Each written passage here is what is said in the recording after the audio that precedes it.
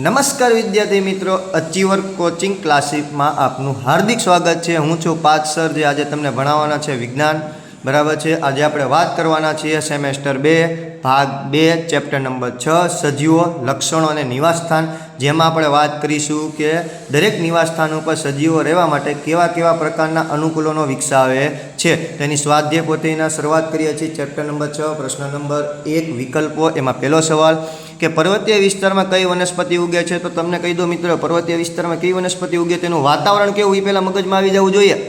કે રાતે 3 વાગે તમને ઉઠાડીને પૂછે કે પર્વતીય વિસ્તારનું વાતાવરણ કેવું, તો તમને મગજમાં આવી જવું જોઈએ કે પર્વતીય વિસ્તારનું વાતાવરણ છે ભાઈ ઠંડુ છે, હિમવર્ષા થાય છે તો એ ઠંડુ છે, હિમવર્ષા થાય છે, વરસાદ થાય છે તો એ પાણી પર્ણ ઉપર જમા ન થાય તેના માટે તેની વનસ્પતિઓ શંકુ આકારની હોય છે।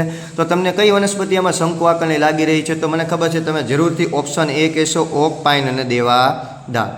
કોને રણનું વાહન કહેવામાં આવે છે? તો તમને બધાને ખબર છે, નાનપણથી આપણે સવારી કરી છે, દરિયા કિનારે જઈએ છીએ તો આપણે તેના ઉપર બેસીએ છીએ, તો રણનું વાહન બીજું કોઈ નહીં, ઓપ્શન બી ઊંટ રહેશે। નીચેના પૈકી કયું દરિયાઈ પ્રાણી છે? તો તમને મને બધાને ખબર છે દરિયામાં રહેનારું પ્રાણી કોણ છે? કરચલો। જોજો મિત્ર, દેડકો નહીં લખતા, દેડકો આવશે નહીં। કેમ? દેડકો મીઠા પાણીમાં જોવા મળે છે, જ્યારે કરચલો તમને ખારા પાણીમાં પણ જોવા મળી શકે છે, અને દરિયો સ્વાદે કેવો હોય છે? ખારો। કયું પ્રાણી પાણીમાં તેમજ જમીન ઉપર રહી શકે છે? તમે બધા જાણીએ છીએ, આપણા ઘર આંગણે ક્યારેક ક્યારેક ચોમાસે કૂદતો એ વ્યક્તિ આવે છે, કોણ આવે છે? દેડકો। કે દેડકો જમીનમાં પણ રહી શકે છે, પાણીમાં પણ રહી શકે છે, એટલે ચોથાનો જવાબ શું આવશે? એ। કયા જળચર પ્રાણીઓનું આકાર અથવા કે પ્રાણીનો શરીર બોટ આકારનું હોતો નથી? બોટનો આકાર સામાન્ય રીતે કેવો હોય છે? ધારારેખીય હોય છે। આગળથી સાંકડો, પાછળથી સાંકડો, વચ્ચેથી પોળો, એને કહેવાય ધારારેખીય આકાર।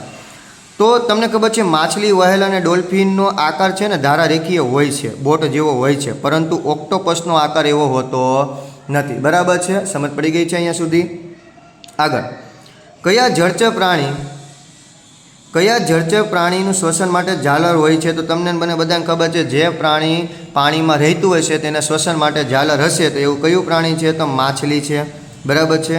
હિમચિત્તો એ કયા પ્રદેશનું પ્રાણી છે? આપણને ખબર છે હિમચિત્તો કયા પ્રદેશનું પ્રાણી છે? તો હિમચિત્તો તમે મને બધા જાણો છો, તમને જ જવાબ આપવામાં મારી પહેલાં કોમેન્ટમાં લખી દેખો કે હિમચિત્તો કયા પ્રદેશનું પ્રાણી છે? તો ભાઈ હિમચિત્તો એ પર્વતીય પ્રદેશનું પ્રાણી છે। તો 7મામાં ઓપ્શન કયો આવશે વિદ્યાર્થી મિત્રો? બી આવશે, બરાબર છે? આગળ, નીચેના પૈકી કયું સજીવ છે? તો વાદળ સજીવ નથી, વિમાન સજીવ નથી, આગગાડી સજીવ નથી, તો ઓપ્શન બી લજામણીનો છોડ, જે વૃદ્ધિ કરે છે, વિકાસ કરે છે, તે સજીવ છે। જે પોતાના જેવી સંતતિને જન્મ આપી શકે છે તે સજીવ છે। તો આમાં કોણ આવશે? 9મામાં ઓપ્શન બી લજામણીનો છોડ। કઈ વનસ્પતિના ફૂલો માત્ર રાતે જ ખીલે છે? આ તો તમે અને મેં ક્યારે ને ક્યારે આપણા દાદા પાસેથી, આપણા પિતા પાસેથી સાંભળ્યું હશે કે ભાઈ કયા વનસ્પતિના ફૂલો માત્ર રાતે જ ખીલે છે? તો ભાઈ પોયાણ, બરાબર છે? પોયાણના ફૂલો છે ને રાત્રે ખીલે, બરાબર છે? તો ઓપ્શન ડી આવશે। આસોપાલવનું વૃક્ષ નીચેનામાંથી કઈ લાક્ષણિકતા ધરાવતું નથી? તો તમને ખબર છે શ્વસન કરે છે વૃક્ષો પર્ણ દ્વારા, પ્રજનન કરે છે, બીજ વાવો, નવા છોડ ઉગશે, વૃદ્ધિ પણ કરશે, નાનકડા એવા છોડ હોય ને ઉગીને મોટી વનસ્પતિ થાય, પરંતુ પ્રચલન કરી શકતા નથી। તો આમાં ઓપ્શન બી આવશે। કેમ? એક જગ્યાએથી બીજી જગ્યાએ વનસ્પતિઓ જઈ શકતી નથી। નીચેનામાંથી ઉભયજીવી પ્રાણી કયું છે? પાણીમાં રહે છે, જમીનમાં રહે છે, તો ઉભયજીવી, તો કોણ આવશે? ઓપ્શન સી દેડકો। માછલી કયા અંગ દ્વારા પાણીમાં ઓગળેલું ઓક્સિજન લે છે? તો તમને મને બધાને ખબર છે માછલી કયા અંગ દ્વારા પાણીમાં રહેલું ઓક્સિજન લે છે? તો માછલી એ ઝાલર, જેને આપણે ચૂઈ કહીએ છીએ, એના દ્વારા પાણીમાં ઓગળેલો ઓક્સિજન લે છે। ચાલો 14મો વિકલ્પ, આપણી આસપાસ ફેરફાર કે જે આપણને પ્રતિચાર આપવામાં પ્રેરે છે તેને શું કહેવામાં આવે? તેને ઉત્તેજના કહેવાય। કેમ ભાઈ? ગરમ તપેલીને હાથ અડી જાય તો તરત પાછો ખેંચો છો ને? કેમ ખેંચો છો? તમારા હાથને ઉત્તેજના મળે છે કે આ વસ્તુ ગરમ છે અને અડાય નહીં, નકર દાજી જવાય, તો તમે એના ઉપર પ્રતિચાર આપો છો, તરત જ તમારો હાથ પાછળ ખેંચી લ્યો છો। સમજ પડે છે? તો આપણું શરીર કેના ઉપર પ્રતિચાર કરશે? ઉત્તેજના ઉપર કરશે। તો 14મામાં શું આવશે? Option C. ચાલો વિદ્યાર્થી મિત્રો, પ્રશ્ન 2 તરફ આગળ વધીએ। પ્રશ્ન 2 છે ખાલી જગ્યા પૂરો। એકદમ સહેલું છે, જો નિવાસસ્થાનના જૈવ ઘટકો ખાલી જગ્યા અને ખાલી જગ્યા છે। જૈવ એટલે જીવિત ઘટકો, તો નિવાસસ્થાનમાં જીવિત ઘટકો કોણ લે છે? એક તો વનસ્પતિ અને બીજું શું આવશે? પ્રાણીઓ। પ્રશ્ન 2, ભૂમિ એ નિવાસસ્થાનનો ખાલી જગ્યા ઘટક છે, તો ભૂમિ એ જીવંત નથી અને જીવંત ના હોય તેને અજૈવિક ઘટક કહેવામાં આવે છે। તો ખાલી જગ્યામાં જવાબ શું આવશે? અજૈવિક ઘટકો। 3 માછલી ખાલી જગ્યા દ્વારા શ્વસન કરે તો હમણાં જ આપણે વિકલ્પમાં જોયું માછલી ચૂઈ એટલે કે ઝાલર દ્વારા શું કરે છે શ્વસન કરે છે તો ત્રીજી ખાલી જગ્યામાં શું જવાબ આવશે ચૂઈ. માછલી ખાલી જગ્યા અને ખાલી જગ્યાની મદદથી સમતોલન જાળવી રાખે છે અને ગતિની દિશા બદલે છે. તો તમે માછલીની પાછળ મસ્ત મજાની પૂંછડી જોઈ હશે અને સાઈડમાં બે મીનપક્ષ લટકતા જોઈ હશે. તો પ્રશ્ન 4 ખાલી જગ્યામાં આવશે મીનપક્ષ અને પૂંછડી. વહેલ ખાલી જગ્યા દ્વારા શ્વસન કરે છે તો વહેલ નસકોરા દ્વારા શ્વસન કરે છે. વહેલ પાસે ઝાલર જેવી રચના આવેલી હોતી નથી. તે પાણીમાં રહેલો ઓક્સિજન લઈ શકતી નથી, તેથી તે હવામાં રહેલો ઓક્સિજન જ લે છે, જેમાં તે નસકોરાનો ઉપયોગ કરે છે, જેને શ્વસન છિદ્ર પણ કહેવામાં આવે છે. છઠ્ઠી ખાલી જગ્યા. ખાલી જગ્યાના છોડની ડાળીને અડકતા પર્ણો બીડાઈ જાય છે. તમે મને ગામડે ક્યારેક ને ક્યારેક આ વનસ્પતિ ભેગી થઈ હશે કે જેને અડીએ ને તરત જ એના પાંદડા બીડવા લાગે, શરમાઈ જાય વનસ્પતિ અને શરમ આવવા લાગે મને શું કામ એડી. તો એવી વનસ્પતિ છે લજામણી. જમીન, પાણી ને હવા એ નિવાસસ્થાનના ખાલી જગ્યા ઘટકો છે. તમને ખબર છે જમીન જીવંત નથી, ના હવા જીવંત છે, ના પાણી જીવંત છે, ને જીવંત ના હોય તેવા ઘટકોને કેવા ઘટકો કહેવાય? અજૈવી ઘટકો. ચાલો વિદ્યાર્થી મિત્રો, પ્રશ્ન 3 તરફ આપણે આગળ વધીએ છીએ, જે છે માત્ર ઉત્તર લખો. બહુ જ સહેલા, બહુ જ ઇઝી, તરત જ આવડી જાય.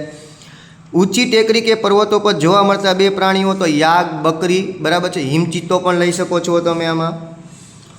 ઓક અને દેવાદારના વૃક્ષો કયા પ્રદેશમાં ઉગતી વનસ્પતિ છે? ઓક અને દેવાદાર શંકુ આકારના હોય છે, મોટા ભાગે ક્યાં જોવા મળશે? પર્વતીય પ્રદેશોમાં. માછલી શ્વસન માટે ઓક્સિજન ક્યાંથી લે છે? તો ઓક્સિજન માછલી પાણીમાં ઓગળેલો જ લે છે, એની માટે એની પાસે ઝાલર અને ચૂઈ જેવી રચના આવેલી હોય છે. એટલે ત્રીજામાં જવાબ આવશે પાણીમાં ઓગળેલો. માછલીનું શ્વસન અંગ કયું છે? તો માછલીનું શ્વસન અંગ ચૂઈ છે, જેને ઝાલર પણ કહેવામાં આવે છે. કઈ વનસ્પતિ પ્રકાશ સંશ્લેષણની ક્રિયા પ્રકાંડ દ્વારા કરે છે? તો જે વનસ્પતિમાં પર્ણો નથી તે પ્રકાશ સંશ્લેષણની ક્રિયા પ્રકાંડ દ્વારા પણ કરી શકે છે. તેનું પ્રકાંડ લીલા રંગનું હોય છે. આવી વનસ્પતિ તમે ફાફડા થોર એટલે કે થોરને કહી શકો છો, બરાબર છે, જે રણ પ્રદેશમાં જોવા મળતી વનસ્પતિ છે. અળસિયાનું શ્વસન અંગ કયું છે? તો અળસિયું ચામડી દ્વારા શ્વસન કરે છે. તેને અળસિયાને તમે પકડશો ને એટલે મસ્ત ભીનું ભીનું ચીકણું ચીકણું લાગશે. કેમ ચીકણું ચીકણું લાગે? કારણ કે તે ચામડી દ્વારા શ્વસન કરે છે, એટલે એની ચામડી સતત ને સતત ભીની ભેજયુક્ત રહે છે. તો અળસિયામાં જવાબ આવશે ચામડી.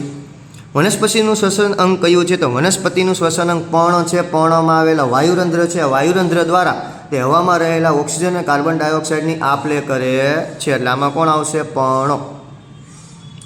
ફાફડા થોર કયા પ્રદેશમાં ઉગતી વનસ્પતિ છે? હમણાં જ થોડીક વાર પહેલાં મેં તમને જાણ કર્યું હતું, ફાફડા થોર એ રણ પ્રદેશમાં ઉગતી વનસ્પતિ છે. હવે આવે છે પ્રશ્ન નંબર 4, ખરા ખોટા, બરાબર છે. સાચું હોય ત્યાં ટ્રુ, ખોટું હોય ત્યાં ફોલ્સ, બરાબર. થોર રણ પ્રદેશમાં જોવા મળતી વનસ્પતિ છે. સાચું. ઉપર તો સવાલ આવ્યો છે, 8મો સવાલ એ જ છે ને, તો આ જ થયો ને, તો આમાં સાચું જ આવશે. ઊંટ ઘણા દિવસ સુધી પાણી વગર રહી શકે છે. તો ખરું ભાઈ, ઊંટ એ રણ પ્રદેશનું પ્રાણી છે અને રણ પ્રદેશમાં પાણી મળતું નથી. કહેવાય ને બૂંદ બૂંદથી સરોવર ભરાય છે, પણ રણ પ્રદેશમાં બૂંદે જોવા નથી મળતી. તો ઊંટને પાણીની અછત સર્જા છે, તો ઊંટ એવી વિકાસ કરશે કે એના શરીરમાં લાંબા સમય સુધી પાણી સંગ્રહ પામી શકે. તો આ વિધાન કેવું આવશે? સાચું. માછલી મીનપક્ષ વડે શ્વસન કરે છે. ખોટું. માછલી ઝાલર એટલે કે ચૂઈ વડે શ્વસન કરે છે. મીનપક્ષ વડે તે પોતાના શરીરનું સમતોલન જાળવી રાખે છે, જેથી તે સહેલાઈથી તળી શકે અને વળી શકે. વનસ્પતિ શ્વસનની ક્રિયામાં ઓક્સિજન વાયુ લે છે અને કાર્બન ડાયોક્સાઇડ વાયુ મુક્ત કરે છે. સાચું. પણ આમાં એક સવાલ આવે, વનસ્પતિ શ્વસનની ક્રિયામાં ઓક્સિજન વાયુ ક્યારે લે છે અને કાર્બન ડાયોક્સાઇડ વાયુ ક્યારે મુક્ત કરે છે? તો પ્રકાશ સંશ્લેષણની ક્રિયા જ્યારે એ નહીં કરે ને ત્યારે શ્વસન તરીકે ઓક્સિજન વાયુ લે છે અને કાર્બન ડાયોક્સાઇડ વાયુ મુક્ત કરે. પરંતુ જેવી વનસ્પતિ પ્રકાશ સંશ્લેષણની ક્રિયા કરશે ત્યારે કાર્બન ડાયોક્સાઇડ વાયુ લેશે અને ઓક્સિજન વાયુ મુક્ત કરે છે. તો આ વિધાને કેવું આવશે? સાચું. ફાફડા તોર પ્રકાશ સંશ્લેષણની ક્રિયા કરે છે. સાચું. હમણાં જ ઉપર આપણે જોયું આ, કારણ કે એનું પ્રકાંડ લીલા રંગનું હોય, જે હરિત કર્ણ ધરાવે છે, અને હરિત કર્ણ ધરાવે છે મતલબ કે તે પ્રકાશ સંશ્લેષણ કરી શકે છે. પર્વતો પર ઉગતી વનસ્પતિ ખૂબ નાના પર્ણો હોય છે અથવા પર્ણો કંટકમાં રૂપાંતર પામે. ખોટું. પર્ણો ઉપર ઉગતી વનસ્પતિના પાંદડા છે ને એકદમ પાતળા સોય જેવા આકારના હોય છે. નાના પર્ણો ક્યાં ના હોય છે? તો રણ પ્રદેશમાં ઉગતી વનસ્પતિમાં હોય છે. એટલે જે 7મું વિધાન છે ને એ હકીકતમાં ખોટું આવે છે. ઉંદર અને સાપ દરવાસી પ્રાણીઓ છે. તો સાચું. ઉંદર અને સાપ હંમેશા દરમાં રહે છે, જેમે તમે ગુજરાતીમાં ભોણ, બિલ એવું કહો છો.